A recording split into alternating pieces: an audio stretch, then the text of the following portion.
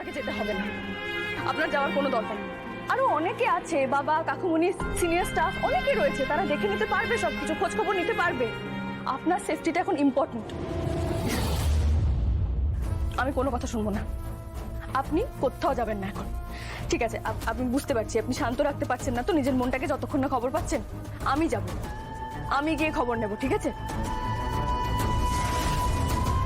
এত বড় ঘটনাটা কি করে ঘটলো, কে ঘটালো, কারা আছে এর পেছনে, ওরা কি খোঁজ খবর পেলো না পেলো, আমি সবকিছু আপনাকে জানাবো। আপনি বাড়ি থেকে এখন কোথাও বেরোবেন না।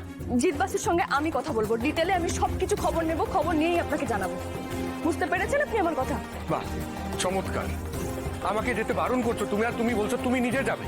হ্যাঁ, তুমি বলছো না আমি ওখানে গেলে নাকি লোকজন আমাকে পেটাবে, তোমাকে ছেড়ে দেবে? যদি তুমি কেন বুঝতে পারছো না, কেন বুঝতে পারছো না আমি তোমাকে একা একা ছাড়তে পারবো না? What about your safety? এখন আমার সেফটির থেকেও আপনার সেফটিটা বেশি ইম্পর্টেন্ট। আপনাকে নির্দোষ প্রমাণ করাটা বেশি ইম্পর্টেন্ট, আপনি বুঝতে পারছেন সেটা?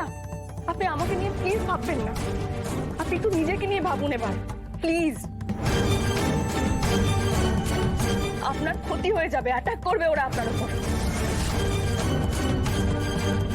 আপনাকে নির্দোষ প্রমাণ করাটা এখন সব থেকে বেশি জরুরি। আর একটা কথা শুনে রাখুন, আমার স্বামীকে বাঁচানোর জন্য আমাকে যা করতে হবে আমি সেটাই করব।